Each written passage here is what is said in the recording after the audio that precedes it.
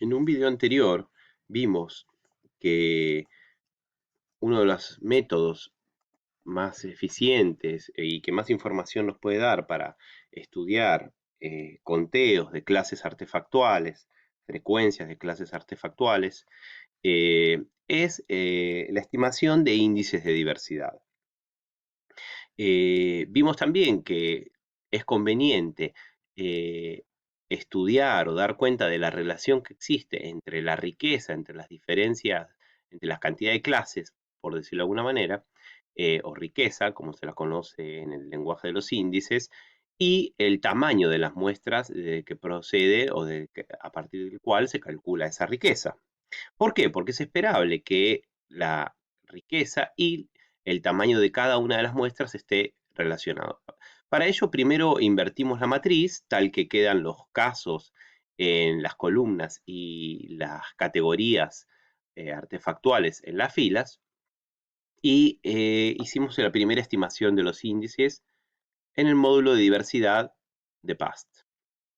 Eso nos dio una serie de índices de los cuales extrajimos primero el número de taxones y el número de individuos y estudiamos esa relación. Esa relación era positiva, significativa, mediana o medianamente alta según el índice, el coeficiente de correlación que utilizáramos. Si usábamos un coeficiente de correlación lineal, era mediana o media baja, y si usábamos el coeficiente de rangos de Spearman, era relativamente más alta. Entonces hay una relación, y no importa qué coeficiente utilicemos, hay alguna relación entre el tamaño de la muestra y la riqueza artefactual. Por eso tenemos que proceder con cuidado en el momento de realizar interpretaciones. Eso no invalida, sin embargo, el uso de los índices. De los índices que podemos utilizar, yo me voy a centrar en los primeros índices. Quizás son los más utilizados y hay numerosa bibliografía donde se demuestra su uso. El índice de homogeneidad, que hay dos versiones acá, Simpson 1 menos D, y el Ibnes. Ambos miden en qué medida las distintas clases artefactuales están en proporciones similares, o sea, cuando en un conjunto cada clase está en similar proporción, la homogeneidad va a ser perfecta. Eh, por otro lado está el índice de dominancia, que es lo opuesto, y es exactamente lo opuesto al índice Simpson 1 menos D. El índice de dominancia mide, por el contrario, la concentración, en qué medida una sola clase domina el conjunto y va a acercarse a 1 cuando una sola clase sea la dominante en el conjunto, y a 0 cuanto más homogénea sea la muestra. Y por el otro lado tenemos el conocido índice de Shannon o Shannon-Wiener, que es un índice de entropía o de dispersión. Estos son los índices más utilizados. Eh, Acá vemos los valores para esta muestra. Eh, Vemos el valor para cada uno de los conjuntos analizados, ¿sí?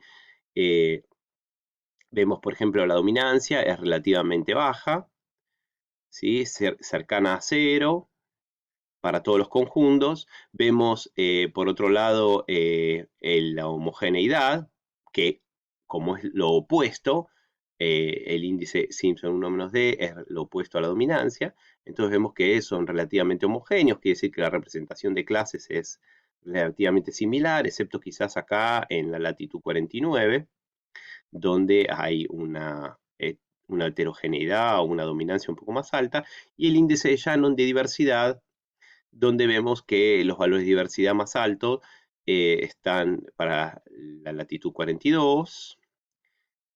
Es importante tener en cuenta que el índice de Shannon mide también o da información también sobre la homogeneidad, no solamente sobre la diversidad o riqueza de clases. Combina los dos elementos y que además no varía entre 0 y 1, por lo que quizás su interpretación no es tan sencilla y directa. PAST nos da también la posibilidad de graficar estos índices.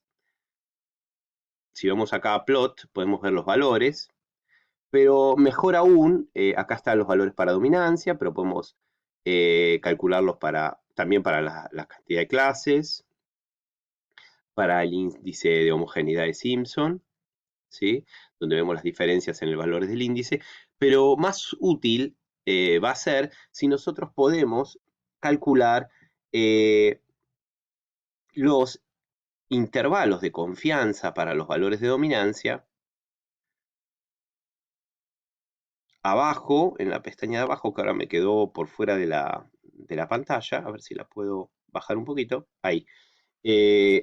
Aquí abajo está la opción de remuestreo, ¿sí? De remuestreo de la matriz original para generar pseudo réplicas. Por defecto hay unas 10.000 episodios de remuestreo que se realizan.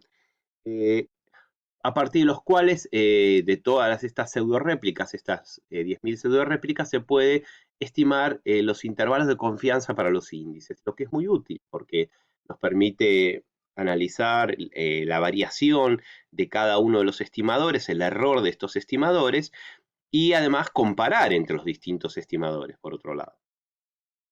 Vamos también, abajo de todo se ve una pequeña pestaña que dice Unbiased Versions o no sesgada, que es un pequeño ajuste que está por defecto también para la estimación de los índices. Pero no hay gran diferencia si usamos esta versión no sesgada del ajuste y de la sesgada. Vamos a calcular un intervalo de confianza. Hay varias opciones. Centrada en los valores obtenidos, o centrada en los percentiles, o ninguna. Vamos a centrar en los valores. De esta manera también no vamos a obtener intervalos que queden por fuera, cosa que puede ocurrir a veces, puede quedar por fuera de la estimación puntual o el valor puntual del índice. Vamos a recalcular y nos da automáticamente, como ustedes pueden ver, los intervalos. Voy a levantar acá un poco la pestaña. Nos da los intervalos superior e inferior para cada una de las estimaciones y también, y esto es muy interesante, nos da, acá vemos las barras de error. Entonces tenemos el error de estimación alrededor de de cada uno de los valores del índice, en este caso el intervalo del 95% realizado sobre la estimación. Esto nos permite ver cuáles son las variaciones y también nos permite pensar que algunos valores, por ejemplo, en este caso vamos a ver la dominancia. Vemos que, por ejemplo, la latitud 42 tiene una dominancia baja, pero queda comprendido en los intervalos para los índices 43 y 41. Pero sin embargo vemos bastantes diferencias en las latitudes más altas, que parecen tener relativamente mayor dominancia, y lo que nos sugiere que quizás existan diferencias significativas en términos estadísticos en la dominancia o el nivel de concentración de algunas clases por sobre otras en otros muestreos o en otras latitudes. Por último, acá vemos podemos ver cada uno de los índices disponibles en PAST, con los intervalos para ellos, y también podemos, obviamente, copiar y pegar y exportar estos valores para realizar análisis posteriores. Por ejemplo, para controlar su relación con el tamaño de las muestras. Igualmente, los distintos autores, por ejemplo, Maurran o Krebs, sugieren que las dominancias, el índice de Simpson 1-D, o de homogeneidad, el índice de diversidad o entropía de Shannon, son relativamente resistentes a estas diferencias en el tamaño de las muestras.